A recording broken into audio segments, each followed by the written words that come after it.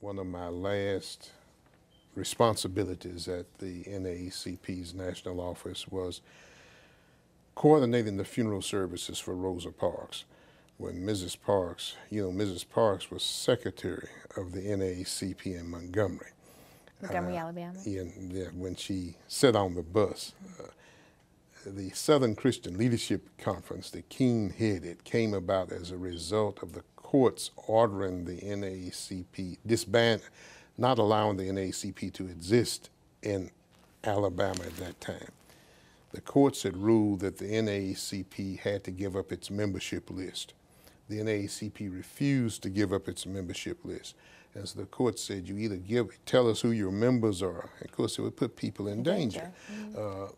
The case went all the way to the Supreme Court. The Supreme Court ruled in favor of the NAACP, but at the time, it was illegal to be a member of the NAACP in Alabama. So Mrs. Parks actually was secretary of the local chapter of the NAACP when she sat on that bus. But nevertheless, because the NAACP had been outlawed, the leaders came together and tried to organize another group, which ended up being the Southern Christian Leadership Conference. King was there as the pastor at the church there, and he ended up being the head of that group. But so was the NAACP, was that closed down, made illegal in Alabama prior to Rosa Parks making her? Yes, Oh, okay. it was. Okay. And I'll realize this is all in a matter of months or Right. within a year or two that all Okay. this stuff's transpired. But at any rate, when they called and said Mrs. Parks had passed, Mrs. Parks' home had been broken into less than a year prior to her passing. It's so dramatic. Here's the person we call the mother of the civil rights movement. And John Conyers, the congressman from Detroit, had given her a job working in his office as a receptionist. But Ms. Parks would come to the NAACP meeting. She's just a regular person, just as sweet as she could be. She'd come sit in the back of the room. You'd have to almost make her move to the front of the room. She's just a regular person. She didn't come in as a celebrity or anything like that.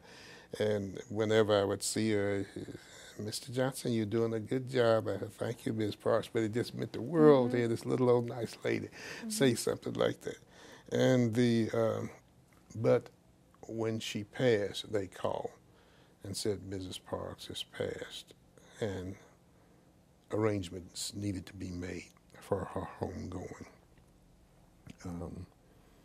She had a lady who was her caretaker who lived with her. Resources were quite limited. And we had a new director at the NAACP, Bruce Gordon. He had been there maybe 2 months. And so he said, John, you take this and do what you can with it. And so I called Southwest Airlines, and Southwest was very kind. They put together a crew of all black, and I'm not saying they should have, but their first black pilot flew the plane, all black crew. They went to Detroit and picked up Mrs. Parks' remains, the undertaker and the delegation from Detroit, and flew them to Montgomery. They don't fly into Montgomery. So the people that control the airways, the airlines, made a special arrangement for that plane to come into Montgomery because they fly other places but not the city of Montgomery. And so they flew into Montgomery. It was 2 days of very intense activity.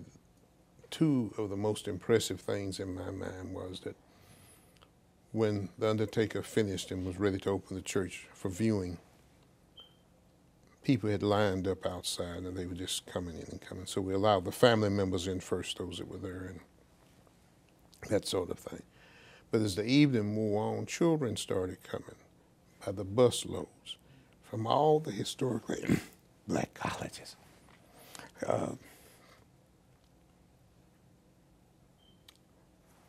And it came on to 4 o'clock in the morning, all night long, bus after bus after bus, from all throughout the South.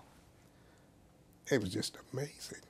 And I think how Mrs. Parks would have felt the impact she had. on those children.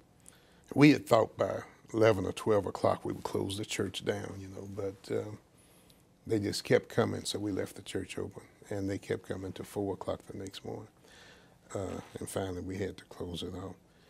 And the service, of course, was the next day, and Condoleezza Rice came. She is from Montgomery, and she was very gracious. All the civil rights leaders from around the country came in, and it was a very moving service. The day they left going to D.C., because after that the president had agreed and the Congress had voted to allow her to lay in state in the nation's capital, the first time a non-elected person has ever laid in state in the rotunda. And but when the plane went up, and I didn't go with the plane because actually I was coming to Kentucky to apply for the job that I have, because I wanted to come back home, and I had scheduled an interview. And so I flew to Kentucky, but before I left, as the plane went up and went around the airport, and it tilted to the side like that and bowed to Montgomery, like to say thank you. It was such a touching thing. And here was this plane with Mrs. Parks' body and all these dignitaries with this black flight attendants and black pilot, and they bowed to Montgomery to say thank you, and then took on off in the sky to the nation's capital. Of course, by the time they got to Detroit for the final service, everybody with a Cadillac was in the service, you know. but Montgomery, I think, was the most touching part of that. It was really quite something to see, and I thank God to be able to have been a part of it.